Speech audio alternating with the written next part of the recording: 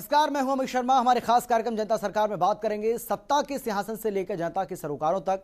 वहीं आपको हम बताएंगे सरकार की हर उस योजना के बारे में जो होंगी आपके काम की। आपको हम बताएंगे प्रदेश सरकार के उन विकास कार्यों के बारे में जिनका सीधा फायदा आपको हो रहा है।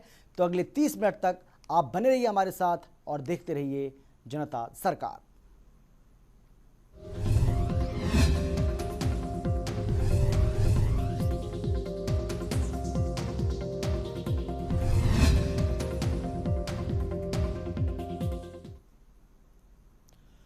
गुरुग्राम में कष्ट निवारण समिति की बैठक का आयोजन किया गया, जिसकी अध्यक्षता हरियाणा के मुख्यमंत्री मनोहर लाल ने की।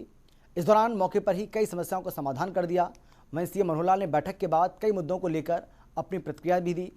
एक रिपोर्ट आपको हम दिखाते हैं।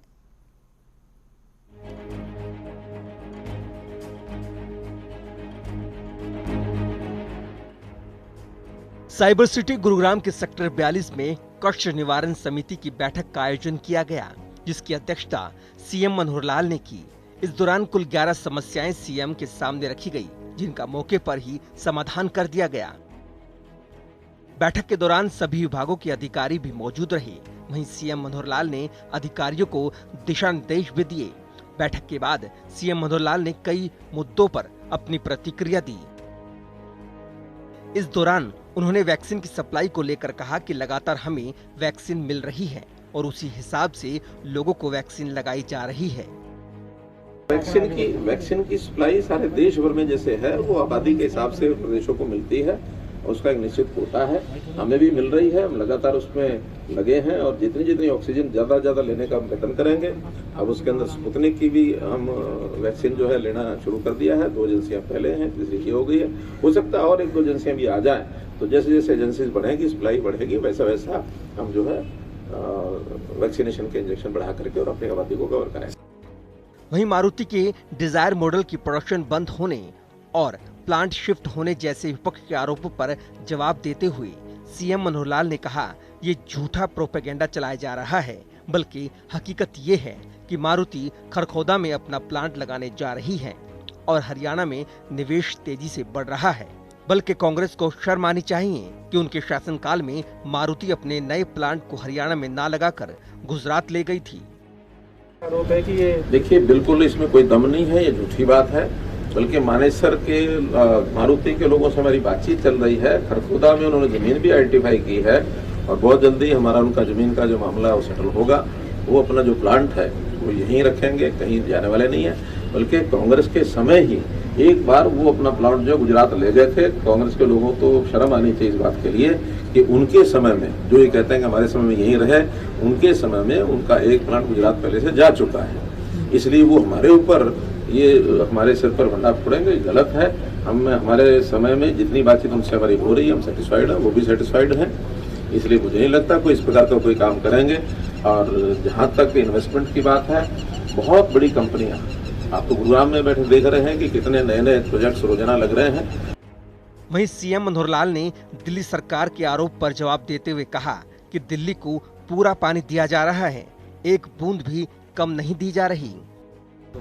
दिल्ली सरकार को, खास करके दिल्ली के मुख्यमंत्री को विज्ञापन का एक शौक है कि किस बात में मैं अपना विज्ञापित होकर के अपनी प्रशंसा अपने आप प्राप्त करूं। पानी के नाते से जितना पानी सुप्रीम कोर्ट के निर्णय के अनुसार हमने देना है, पूरा पानी दिया जा रहा है, एक बूंद कम नहीं दिया जा रहा। भले ही हरियाणा को कठिनाई बहुत आ रही है, क्योंकि पानी की आवश्यकता तो हरियाणा की भी दिल्ली से कम नहीं है। मुख्य रूप से पीने का पानी, जहाँ हरियाणा को 2 करोड़ 90 लाख की आबादी है, दिल्ली की मात्र 2 करोड़ है, हमें उससे 1.5 गुना पानी चाहिए। फिर भी हमारे पास 2000 यानी क्यूसेक पानी यमुना में से हमको मिलता है। 1050 क्यूसेक पानी उनको हम देते हैं। वहीं उन्होंने कहा कि अगर अरविंद केजरीवाल से दिल्ली नहीं संभलती तो हमें दे दे, हम संभाल लेंगे। दिल्ली के अंदर ट्रैफिक का कितना पोल्यूशन है, इंडस्ट्री का कितना पोल्यूशन है, क्योंकि आबादी जितनी घनी जहां होगी, इंडस्ट्रियल एरिया जितना घना जहां होगा, वहां निर्माण कार्य भी ज्यादा होंगे। तो अगर हरियाणा का होता तो फिर हरियाणा में तो हमें तो इतना पोल्यूशन कभी ध्यान में नहीं आया। हरियाणा में भी होता पहले वो, यानी हरियाणा के पोल्यूशन की पढ़ाई लिखाई हुई है कि हरियाणा में कुछ नहीं करना, दिल्ली में चले जाओ।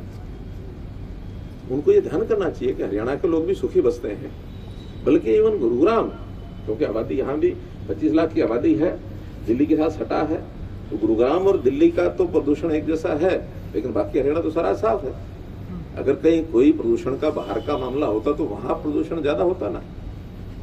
इसलिए सब इन्होंने अपनी क्रिएट की हुई बातें हैं सारी, और कोई भी चीज जब समझ में नहीं आए तो इसका दोष हरियाणा पर।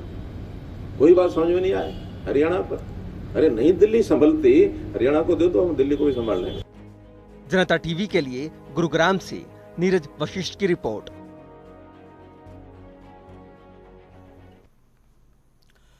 वहीं अंबाला में सूबे के गृह और स्वास्थ्य मंत्री अनिल विज ने कई मुद्दों को लेकर अपनी प्रतिक्रिया दी। इस दौरान उन्होंने क्या कुछ कहा, इस रिपोर्ट के जरिए आपको दिखाते हैं, देखिए।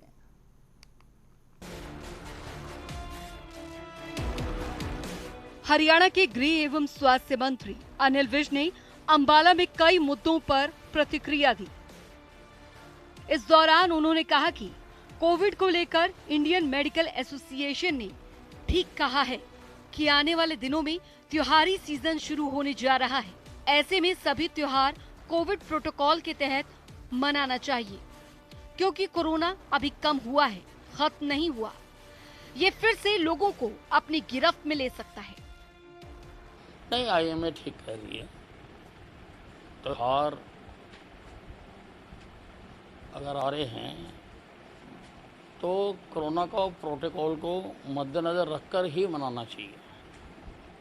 हमें ये हमेशा ध्यान में रखना चाहिए कि कोरोना कमज़ोर हुआ है, गया नहीं है, और अगर हम ढील करेंगे तो ये दोबारा अपनी गिरफ्त में ले सकता है।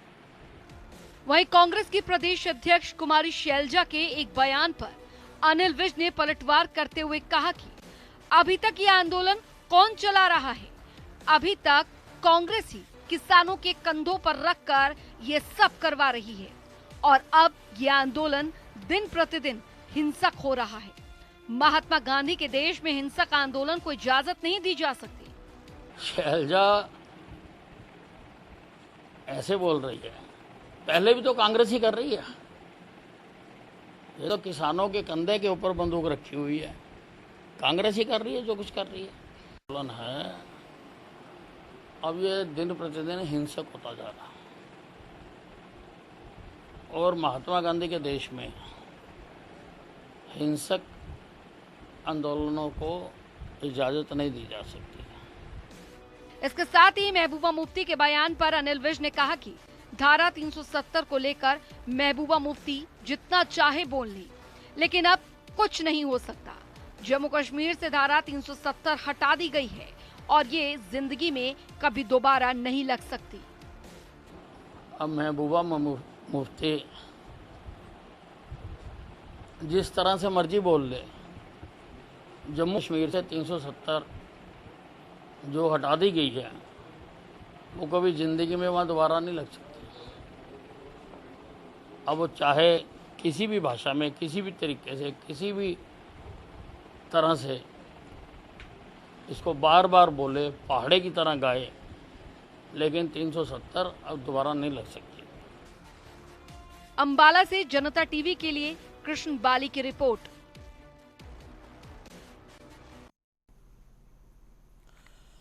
चंडीगढ़ में हरियाणा के गृह और स्वास्थ्य मंत्री अनिल विज ने जानकारी देते हुए बताया है कि पूरे प्रदेश में 1 करोड़ लोगों को वैक्सीन लगाने का लक्ष्य पूरा कर लिया गया है।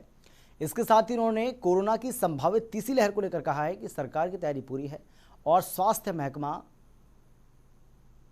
की जो मेन पावर है, यानी स्वास्थ्य महकमे की जो मैन पावर है, उसको बढ़ाया जा रहा है। कोविड की वैक्सीनेशन लगाने का आज 1 करोड़ का टारगेट पूरा कर लिया गया। इसके लिए मैं अपने सारे स्वास्थ्य विभाग को मुबारकबाद देना चाहता हूँ, जिन्होंने इसमें पूरी मेहनत की है। इसमें 1 करोड़ में से लगभग 4 लाख हेल्थ केयर वर्कर्स को लगाया गया, 3.5 लाख फ्रंट लाइन वर्कर्स को वैक्सीनेशन लगाई गई है, 60 साल से ऊपर वालों को, क्योंकि ये इसी हिसाब से सैंक्शंस मिली हैं केंद्र से। 60 साल से ऊपर वालों को 26 लाख लोगों को ये वैक्सीनेशन लगाई जा चुकी है। 45 से 60 साल वालों को 26,60,000 को वैक्सीनेशन लगाई जा चुकी है और 18 साल से लेके 44 साल तक वाले जो हैं 38,27,000 लोगों को वैक्सीनेशन लगाई जा चुकी है। ये बहुत बड़ी अचीवमेंट है और ये हमारा कार्यक्रम इसी प्रकार जारी रहेगा जब तक कि हम हर हरियाणा वासी को वैक्सीनेशन नहीं लगा देते। अगर संभावित जैसे कहा जा रहा है थर्ड वेव आती है तो उसके लिए हमने पूरी तैयारियां उसके लिए की हैं। हमने प्रदेश स्तर पर भी मॉनिटरिंग कमेटी बना रखी है और मैंने सभी उपायुक्तों को कहा है कि जिला स्तर पर भी इसके लिए मॉनिटरिंग कमेटीज बनाएं, उसमें सभी उच्च अधिकारियों को रखें और IMA के रिप्रेजेंटेटिव्स को भी उसमें रखा जाए। सेकेंड वेव में सबसे ज़्यादा दिक्कत ऑक्सीजन की आई थी, तो हमने फैसला कर लिया हम अपने सब अस्पतालों में ऑक्सीजन प्लांट्स लगाने जा रहे हैं और हमने आदेश जारी कर दिए कि प्राइवेट अस्पतालों को भी जो 50 बेड से ऊपर के हैं उनको कंपल्सरी अपनी आवश्यकता के अनुसार अपने अस्पतालों में ऑक्सीजन प्लांट्स लगाने पड़ेंगे। ऑक्सीजन के मामले में हरियाणा को हम पूरी तरह से आत्मनिर्भर बनाना चाहते हैं और जो मैन पावर है, जितनी भी रिक्तियां हैं, चाहे वो डॉक्टर्स की हैं, चाहे नर्सिस की हैं, चाहे MPSW की हैं या कोई भी जो भी पोस्ट खाली हैं, उन सब को भरने के भी आदेश जारी कर दिए। उप मुख्यमंत्री दुष्यंत चौटाला ने चंडीगढ़ में प्रेस कॉन्फ्रेंस कर कई मसलों को लेकर अपनी प्रतिक्रिया दी है। इस दौरान उन्होंने विपक्ष को जवाब दिया, साथ ही सरकार की कई नीतियों की जानकारी दी। आंदोलन को लेकर व्यक्तिगत राजनीति बताया। उन्होंने कहा कि आंदोलन अब व्यक्तिगत राजनीति का रूप ले चुका है।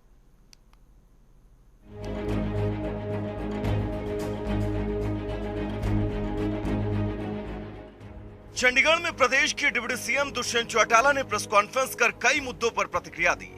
इस दौरान उन्होंने कांग्रेस नेता रणदीप सुरजेवाला के बयान पर पलटवार करते हुए कहा कि कांग्रेस में सुरजेवाला एकमात्र पढ़े लिखे नेता हैं, लेकिन उनकी जानकारी तथ्यात्मक गलत है। मारुति कंपनी ने सिर्फ अपने रिसर्च और डेवलपमेंट संबंधित काम को शिफ्ट किया है।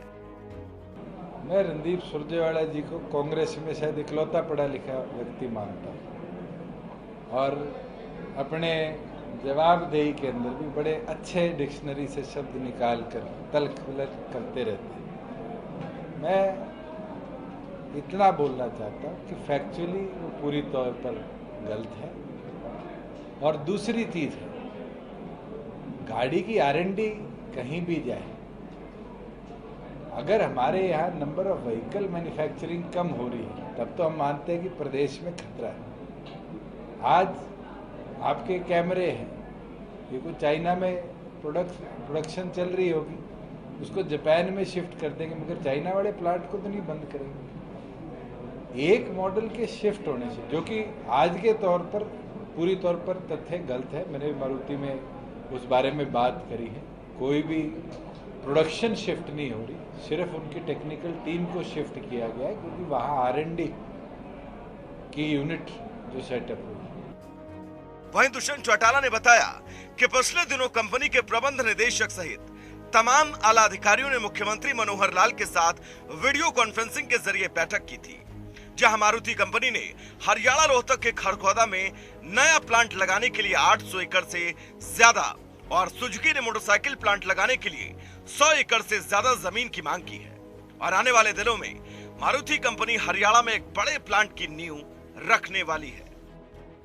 पिछले दिनों सुजुकी के जो CEO MD हैं, उनके जो लाइफ टाइम इंडिया के चेयरमैन हैं और उनकी मेन बोर्ड की टीम के साथ मेरी मुख्यमंत्री की VC हुई थी और उस समय उनके कुछ क्वेरीज थी, उन क्वेरीज को हमने एड्रेस किया। खरखोदा के अंदर अब मारुति ने HSIDC से 800 प्लस एकड़ मारुति के प्लांट के लिए और 100 प्लस एकड़ सुजुकी बाइक्स के प्लांट के लिए मांग करी है।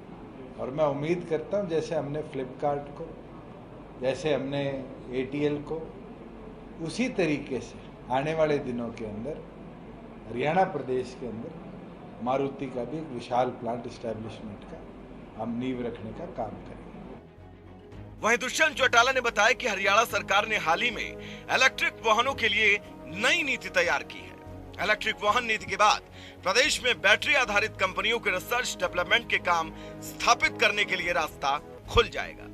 इसके लिए सरकार ने 2 बड़ी बैटरी कंपनियों से भी हरियाणा में निवेश की अपील की है।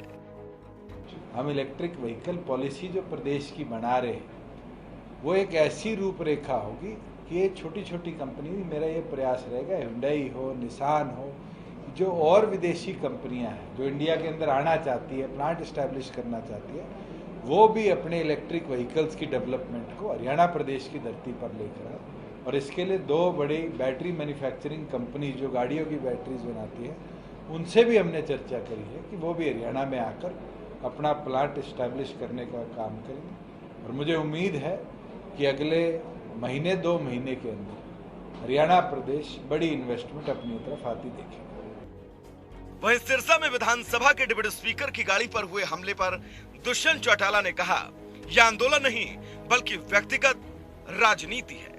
कोई पंचायत चुनाव लड़ना चाहता है तो कोई जिला परिषद का चुनाव।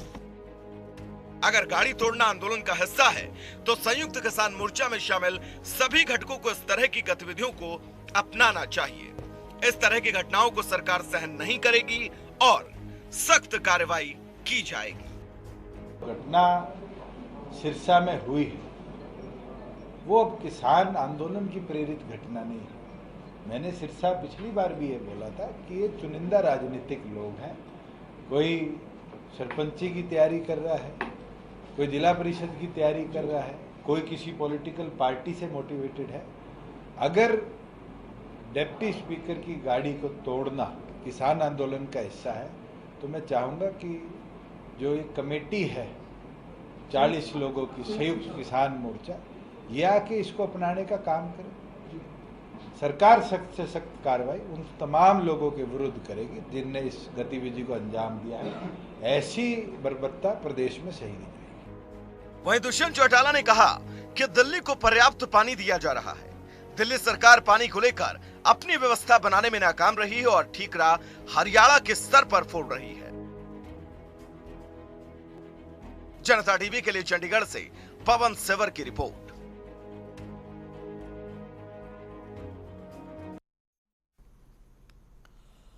उप मुख्यमंत्री दुष्यंत चौटाला ने मंगलवार को ESI और श्रम विभाग के कई मुद्दों को लेकर आयोजित अधिकारियों के साथ समीक्षा बैठक की, जहां कई विभागों के लंबित पड़े मुद्दों पर विस्तार से चर्चा की गई और अधिकारियों को निर्देश भी दिए गए कि सभी मुद्दों का जल्द से जल्द समाधान किया जाए और उसकी स्वीकृति करवाई जाए ताकि प्रदेश के मजदूरों को ज़्यादा से ज़्यादा लाभ मिल सके।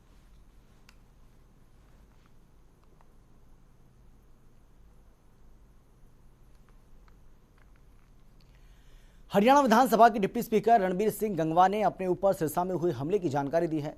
इस दौरान उन्होंने कहा कि 35 से 40 शरारती तत्व जो हैं उन लोगों ने मेरी गाड़ी पर हमला कर दिया, जो कहीं ना कहीं पुलिस की चूक भी मानी जा रही है। इस मामले को सरकार ने गंभीरता से लिया, जिसके तहत SP का तबादला कर दिया गया। साथ ही गृह मंत्री अनिल विज ने सीनियर पुलिस अधिकारी को जांच का जिम्मा सौंपा है। हरियाणा में 16 जुलाई से 9वीं से लेकर 12वीं तक के स्कूल खुलने जा रहे हैं, तो वहीं 23 जुलाई से 6ठी से 8वीं तक के स्कूल खुलेंगे। और इसी को लेकर हरियाणा के शिक्षा मंत्री कंवरपाल गुर्जर से जनता टीवी ने खास बातचीत की है। साथ ही उन्होंने आंदोलन पर भी अपनी प्रतिक्रिया दी। हरियाणा में 9वीं से 12वीं क्लास के लिए स्कूल 16 जुलाई से खुलने जा रहे हैं और इसके साथ ही क्या तैयारी शिक्षा विभाग ने की है, इस पर बातचीत करने के लिए मेरे साथ हरियाणा के शिक्षा मंत्री कंवरपाल गुर्जर हैं। सर, 16 तारीख से 9वीं क्लास के बच्चों के स्कूल खुल रहे हैं, आगे फिर कैसे कैसे स्कूल खोलने की तैयारी आपने की है और क्या इंतजाम रहेंगे इस दौरान? देखिए, जिस प्रकार से जो इंतजाम पहले किए गए थे उसी प्रकार से सारे इंतजाम उसी प्रकार से किए जाएंगे, चाहे सोशल डिस्टेंसिंग की बात है, चाहे सैनिटाइज की बात है, चाहे मास्क की बात है, चाहे बच्चों का जो टेम्परेचर चेक करने की बात है, मतलब जो भी जरूरी काम है वो सारे के सारे उसी प्रकार से किए जाएंगे। तो 16 तारीख से और उसके बाद 23 से किस तरह से कैसे कौन कौन सी क्लासें बुलाई हैं सर फिलहाल? देखिए 16 तारीख को हम 9वीं 10वीं 11वीं और 12वीं 4 क्लासें खोलेंगे। उसके बाद 23 तारीख को हम फिर 6ठी 7वीं 8वीं ये 3 क्लासें उसके बाद शुरू करेंगे। शिक्षा विभाग ने एक एसओपी भी जारी की है कि बच्चे जो है वो क्लास में सीमित संख्या में रहेंगे और पूरा सोशल डिस्टेंस होगा, तो वो तमाम गाइडलाइन के साथ ही खोलेंगे। आप अभिभावकों को क्या कहना चाहेंगे, स्कूल भेजें बच्चों को? बिल्कुल, जो आपने बात कही सोशल डिस्टेंसिंग वैसे ही जो नियम पहले थे वो सारे नियम उसी प्रकार से रहेंगे।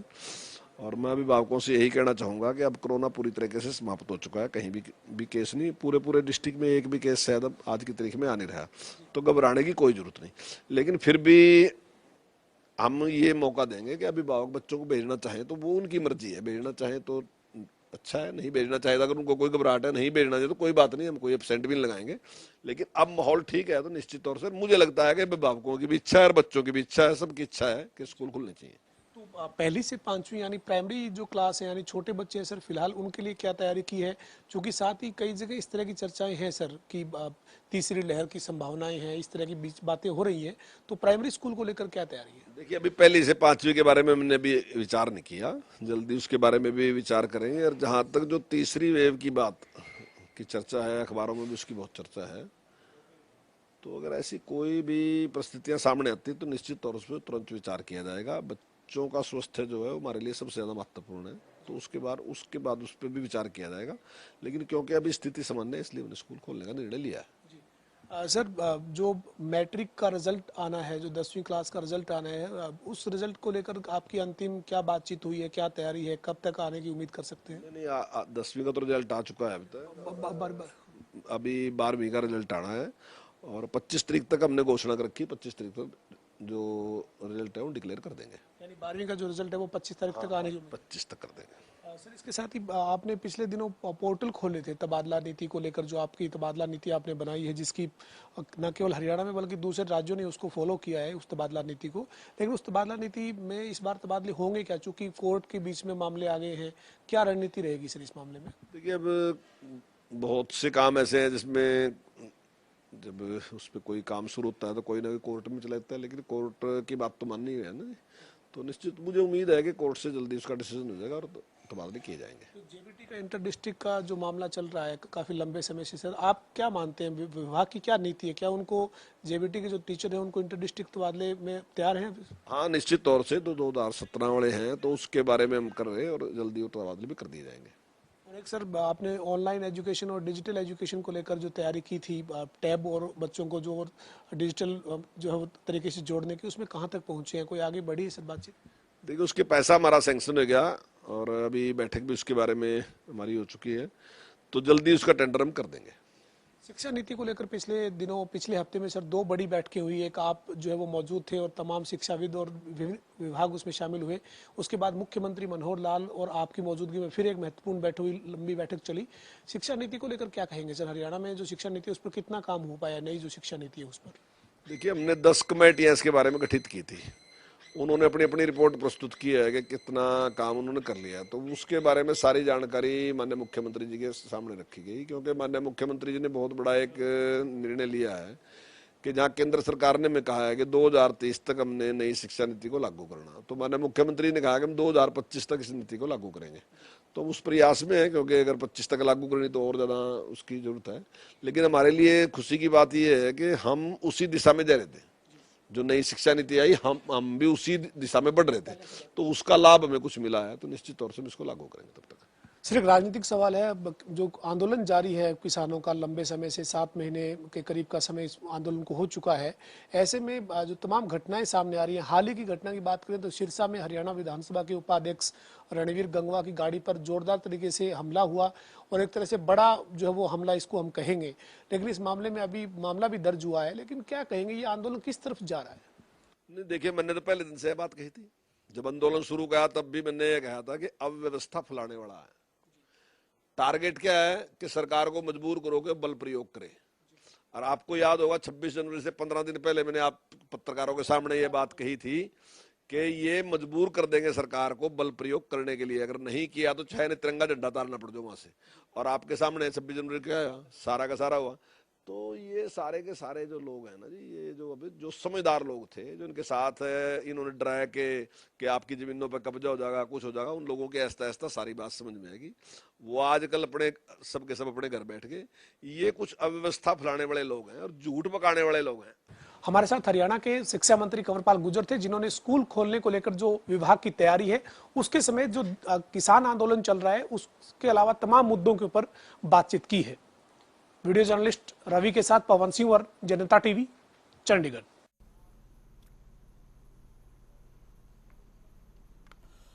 तुम्हारे खास कार्यक्रम जनता सरकार में आज के लिए बस इतना ही। आप देखते रहिए जनता टीवी।